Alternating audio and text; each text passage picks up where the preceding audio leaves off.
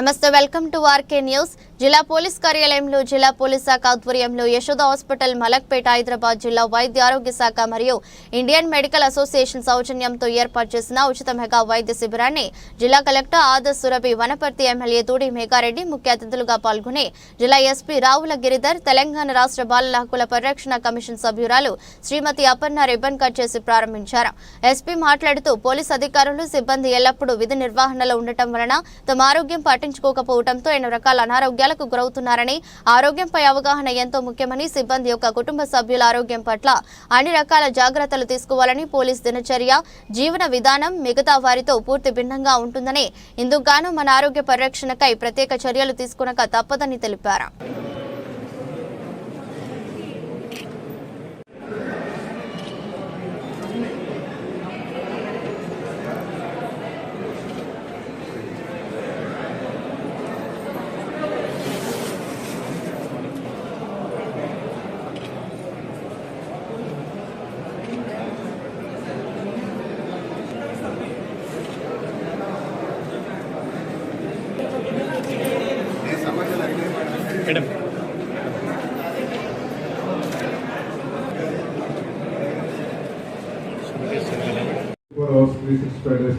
పెట్టి ప్రజల కోసం సేవ చేయాల్సి ఉంటుంది కాబట్టి మీరు చాలా ఆరోగ్యంగా ఉండాలి.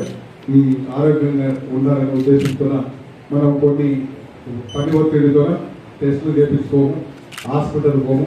ఈ వారం మొదలు నెక్స్ట్ వారం మొదలు అట్లా కూడా మనకి కొంచెం రెగ్యులర్ ఉంటాం కాబట్టి అట్లాంటి ఇబ్బంది లేకుండా మిమ్మల్ని అందరినీ లీడ్ చేసి మిమ్మల్ని ఆరోగ్యంగా ఉండాలని ఇద్దరు ఆర్గనైజేషన్స్ యశోద హాస్పిటల్ కానీ మన ఐఎంఎల్ వాళ్ళందరినీ ఆర్గనైజ్ చేసి ఈ కార్యక్రమం ఏర్పాటు చేసిన ఎస్టీ గారికి ప్రత్యేకంగా మనం ఒకసారి ధన్యవాదాలు చెప్పాలి.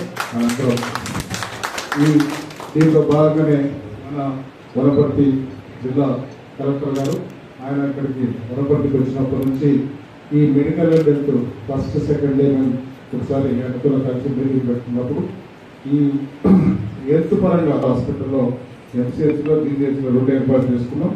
ఎంబడే కలెక్టర్ గారు వేరే సిఎస్ అర్నాటకి ఇలా చేయించారు. తర్వాత కొన్ని మొబైల్ టెస్టింగ్ సెంటర్లు పెట్టుకున్నాం.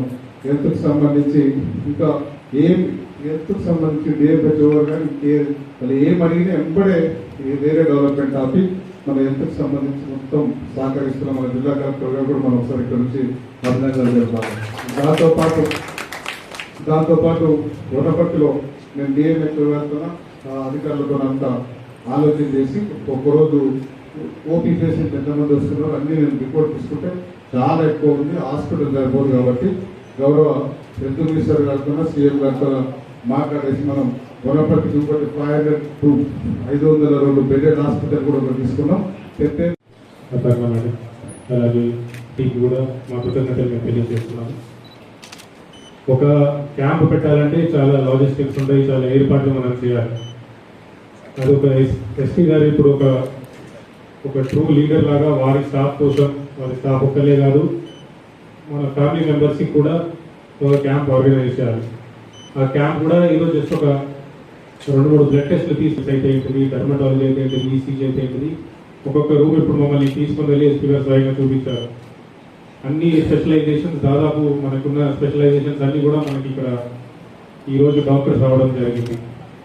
సో ఇంత మంచి క్యాంప్ని ఏర్పాటు చేసినందుకు మా అందరం కూడా దీన్ని సద్వినియోగం చేసుకోవాలి.